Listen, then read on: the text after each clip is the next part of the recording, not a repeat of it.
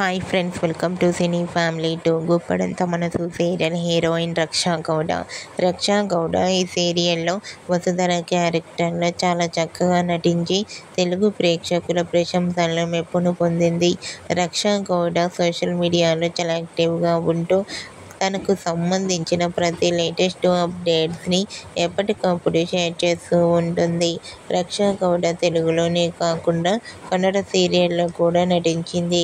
అయితే రీసెంట్గా Guppedantha Manasu serial heroine Vasudhara తన Kannada serial Radharamana serial shooting location latest ఫొటోస్ను షేర్ చేసింది.